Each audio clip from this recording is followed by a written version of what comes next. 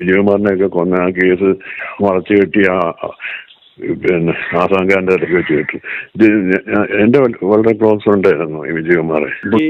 ഈ പറയുന്ന ഈ ആസാമീനെ കൊണ്ടൊന്നും പുള്ളിയുടെ ഒരു വിരളെ പിടിക്കാൻ പറ്റത്തില്ല. ആള് നല്ല ആരോഗ്യവാനാണ്. ആള് നല്ല ഡയറ്റിങ്, നല്ല ഫിസിക്കലായിട്ട് നല്ല എക്സസൈസ് ഒക്കെ ചെയ്ത് നല്ല ബോൾഡാണ് അദ്ദേഹത്തിന്റെ ബോഡി. ഇത് ഡോറ് തുറന്നതും കൊടുക്കാനും ഒക്കെ അവൻ സഹായിച്ചാണ്. അവന് വല്ല കാര്യമായിട്ട് ക്യാഷ് കൊടുത്താണ്. അപ്പൊ കോട്ടയത്തെ വിജയകുമാറിന്റെയും ഭാര്യ മീനയുടെയും മരണവുമായി ബന്ധപ്പെട്ട് കൂടുതൽ വിവരങ്ങൾ ഇപ്പൊ പുറത്തു വന്നുകൊണ്ടിരിക്കുകയാണ്. നമുക്കറിയാം, വിജയകുമാറിന്റെ വീട്ടിൽ മുമ്പ് ജോലി ചെയ്തിരുന്ന ആസാം സ്വദേശിയായിട്ടുള്ള അമിത് എന്ന് പറയുന്ന ഒരാളാണ് വിജയകുമാറിനെയും ഭാര്യയും കൊലപ്പെടുത്തിയത്. ഈ കൊല നടന്ന അടുത്ത ദിവസം തന്നെ കൃത്യമായ തെളിവുകളോട് കൂടി അമിതിനെ പോലീസ് അറസ്റ്റ് ചെയ്തിട്ടുണ്ടായിരുന്നു. എന്തായാലും ഇതുമായി ബന്ധപ്പെട്ട് ഇന്നലെ ഒരുപാട് കാര്യങ്ങൾ പ്രതിയായിട്ടുള്ള അമിത് പോലീസുമായി പങ്കുവെച്ച് കേട്ടോ.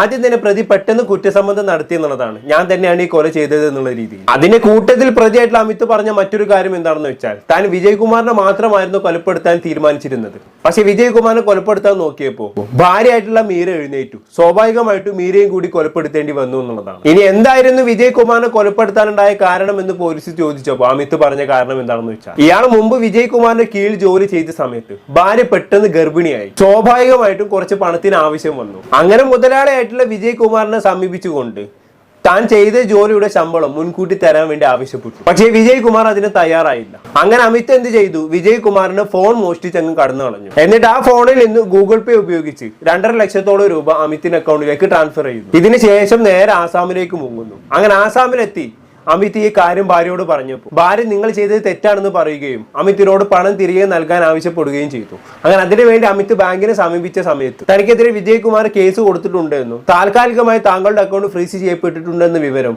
ബാങ്കിൽ നിന്നും അമിത് അറിയുന്നത്. ഉടനെ തന്നെ അമിത് വിജയകുമാറിനെ വിളിച്ച് കേസ് പിൻവലിക്കാൻ ആവശ്യപ്പെടുന്നു. പക്ഷേ വിജയകുമാർ അതിന് തയ്യാറാവാതെ വരുന്നു. അങ്ങനെ അമിത് എന്താക്കുന്നു? മോഷണ കേസിൽ ജയിലിലാകുന്നു. അമിത് ജയിലിലായിരുന്ന സമയത്ത് ഭാര്യയുടെ ഗർഭം അലസി പോകുന്നു. ആ സമയത്ത് അമിത് ഭാര്യയുടെ അടുത്തുണ്ടായിരുന്നില്ല. സ്വാഭാവികമായിട്ടും ഇതിനെല്ലാം കാരണക്കാരൻ വിജയകുമാർ ആണെന്ന് അമിത് ഉറച്ച് വിശ്വസിച്ചു. അങ്ങനെയാണ് ജയിലിൽ ഇറങ്ങിയതിനു ശേഷം കുറച്ചു കാലത്തെ പ്ലാനിനൊടുവിൽ വിജയകുമാറിനെ വധിച്ചതെന്നാണ് അമിത് പോലീസിനോട് പറഞ്ഞത്. ഇതുമായി ബന്ധപ്പെട്ട് കേസ് അന്വേഷിച്ച പോലീസ് മേധാവി ഇന്നലെ മാധ്യമങ്ങളെ കണ്ട് സംസാരിച്ചിട്ടുണ്ടായിരുന്നു. നമുക്ക് എന്തായാലും പുള്ളിക്കാരന് പറയാനുള്ള എന്താണെന്നുള്ളത് കണ്ടോക്കാം. റിമാൻഡിൽ കിടന്നിരുന്ന കാലത്ത് പ്രതിയുടെ ഭാര്യ ഗർഭിണിയായിരുന്നു. ഒരു ഏകദേശം ഒരു 7-8 മാസമായപ്പോൾ ഗർഭം അലസിപ്പോയി. അപ്പം അങ്ങനെ വ്യക്തിപരമായ കുറേ ബുദ്ധിമുട്ടുകളും എല്ലാം വന്നപ്പോൾ അതിനെല്ലാം കാരണക്കാരൻ വിജയകുമാർ എന്നുള്ള നിലയ്ക്കുള്ള ഒരു വൈകാരിക പ്രതികരണമാണ്. അതുകൊണ്ട് തന്നെ ഇയാൾ 19-ാം തീയതി, ഈ മാസം 19-ാം തീയതി കോട്ടയത്ത് വന്ന് താമസിച്ചു. പ്രീമെഡിറ്റേറ്റഡ് ആയിട്ട് പ്രിപ്പറേഷൻസ് എല്ലാം ചെയ്തു.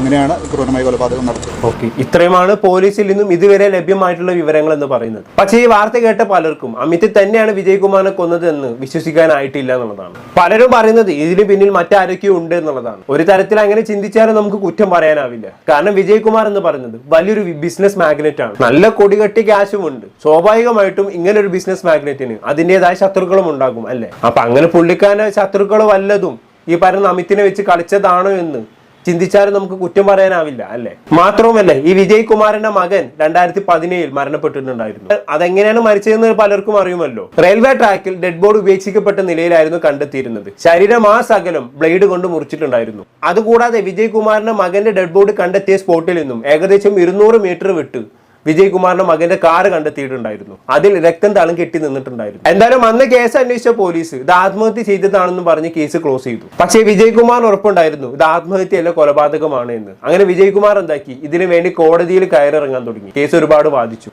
അവസാനം ഒരുപാട് നാളത്തെ പരിശ്രമത്തിനൊടുവിൽ ആ കേസിൽ കോടതി CBI അന്വേഷണത്തിന് ഉത്തരവിട്ടിട്ടുണ്ടായിരുന്നു. കഴിഞ്ഞ മാസമാണ് ഉത്തരവിട്ടത്. ആ ഉത്തരവിട്ട സാഹചര്യത്തിലാണ് വിജയകുമാർ മരണപ്പെടുന്നത്. എന്തായാലും അന്നത്തെ വിജയകുമാറിന്റെ മകന്റെ മരണവുമായി ബന്ധപ്പെട്ട് വിജയകുമാറിന്റെ സുഹൃത്ത് ചില വെളിപ്പെടുത്തൽ നടത്തുന്നുണ്ട്. നമുക്ക് എന്തായാലും ഒന്ന് കണ്ടോക്കാം. വിജയകുമാറിനെയൊക്കെ കൊന്ന ആ കേസ് വളച്ചു കെട്ടി പിന്നെ ആസാങ്കാരൻ്റെ ഇടയ്ക്ക് വെച്ച് കിട്ടും.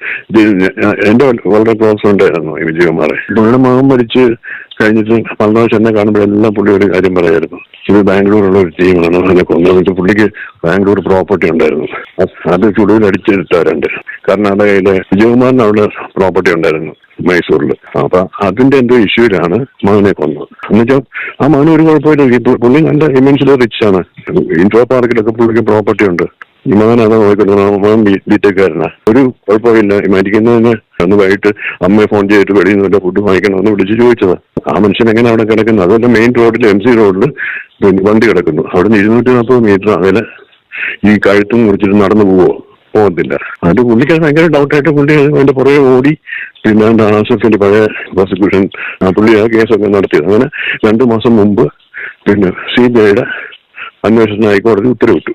അതിന്റെ പ്രത്യേകത ഇത്, ഇവൻ ചെന്ന് ഡോറ് തുറന്നതും കൊടുക്കാനൊക്കെ അവൻ സഹായിക്കണം. അയാൾ വല്ല കാര്യമായിട്ട് കാശ് കൊടുത്തു കാണും. അല്ലാതെ ഇവൻ പിന്നെ ഒരു ഫോൺ പൊട്ടിച്ചതിന് ജയിലിൽ പിടിച്ചിട്ട് കഴിഞ്ഞാൽ 2 പേരെ കോടാലിക്ക് വെട്ടിക്കൊല്ലു. ഓക്കെ, പറഞ്ഞ് മനസ്സിലായി കാണുമെന്ന് വിചാരിക്കുന്നു. അതായത് ഈ വിജയ് കുമാറിന്റെ മകൻ കൊല്ലപ്പെടാനുള്ള കാരണം വിജയ് കുമാർ കർണാടകയിൽ ഒരു പ്രോപ്പർട്ടി എടുത്തിട്ടുണ്ടായിരുന്നു. അതിന്റെ തർക്കവുമായി ബന്ധപ്പെട്ട് വിജയ് കുമാറിനോട് ശത്രുതയുള്ള ആരോ ആണ് അത് ചെയ്തതെന്ന് വിജയ് കുമാർ പലതവണ തന്നോട് പറഞ്ഞിട്ടുണ്ട് എന്നുള്ളതാണ് ഈ സുഹൃത്തായിട്ടുള്ള ജെയിംസ് പറയുന്നത്. ആ കേസിലാണല്ലോ കഴിഞ്ഞ മാസം CBI അന്വേഷണത്തിന് ഉത്തരവ് വന്നത്. അപ്പൊ അതിന്റെ പ്രത്യാഘാതമായിട്ടാണ് ഈ കൊല നടന്നത് എന്നുള്ളതാണ് ജെയിംസ് പറയുന്നത്. അതല്ലാതെ വ്യക്തിവൈരാഗ്യത്തിന് പുറത്ത് മാത്രം അമിത് ചെയ്ത കൊലപാതകമല്ല എന്ന് ജെയിംസ് ഇവിടെ ഉറച്ച് വിശ്വസിക്കുന്നുണ്ട്. മാത്രമല്ല വിജയ് കുമാറിന്റെ സുഹൃത്തായിട്ടുള്ള ജെയിംസ് പറഞ്ഞു വെക്കുന്ന മറ്റൊരു പോയിന്റ് എന്താണെന്ന് വെച്ചാൽ, ഒരുപാട് പണത്തിന് ആവശ്യമുള്ള ഒരു വ്യക്തിയാണ് വിജയ് കുമാറിനെ കൊലപ്പെടുത്തിയ അമിത് എന്ന് പറയുന്നത്.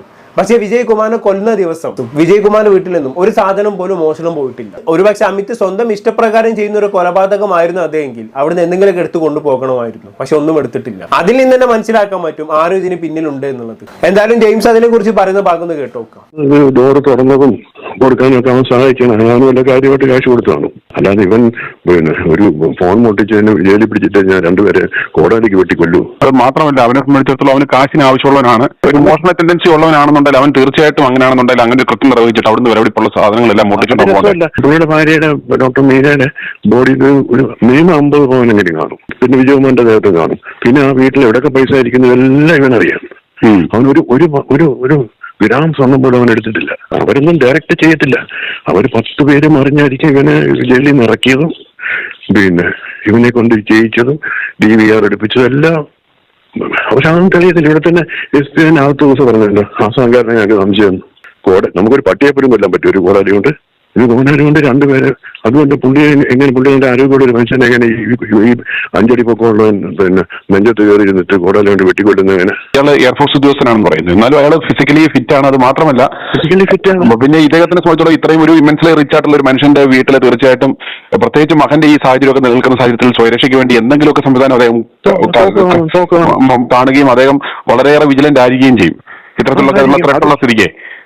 അതല്ലെങ്കിൽ ഇവർക്ക് രാത്രിയിൽ ഏതെങ്കിലും തരത്തിൽ ഇവർക്ക് ബോധം പോകുവാനുള്ള എന്തെങ്കിലും നൽകുകയോ ഏതെങ്കിലും തരത്തിൽ അതിനകത്തു നിന്ന് തന്നെ ആരുടെയും സഹായം കിട്ടാതെ ഉണ്ട്. മറ്റേ ഭയങ്കര ഇമ്മൻസ് അറിയാതിരിക്കും പുള്ളിയാണ്.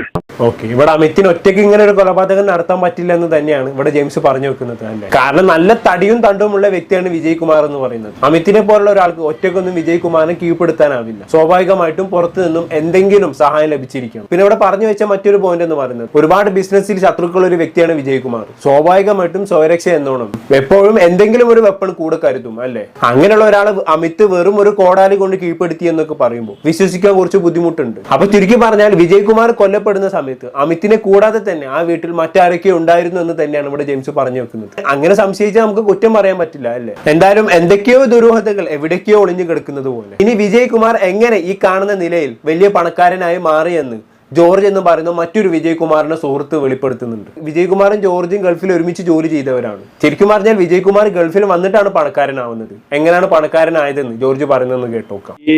ഈ പറയുന്ന ഈ ആസാമീനെ കൊണ്ടൊന്നും പുള്ളിയുടെ ഒരു വിരളെ പിടിക്കാൻ പറ്റത്തില്ല. ആള് നല്ല ആരോഗ്യവാനാണ്. ആള് നല്ല ഡയറ്റിങ്, നല്ല ഫിസിക്കലായിട്ട് നല്ല എക്സസൈസ് ഒക്കെ ചെയ്ത് നല്ല ബോൾഡാണ് അദ്ദേഹത്തിന്റെ ബോഡി. അതിനകത്ത് കൂടെ ആളുണ്ടാവും, അതെന്തോ നമുക്കറിയില്ല. പക്ഷേ വിജയനെ സംബന്ധിച്ച് വിജയൻ ആള് നമ്മൾ ഉദ്ദേശിക്കുന്ന പോലെയല്ല. പൈസ ഉണ്ടാക്കാൻ അറിയാവുന്നവനാണ്. പൈസ ഇഷ്ടം അന്ന് തന്നെ പൈസയുണ്ട്, അങ്ങനെ നല്ല പൈസയുണ്ട്.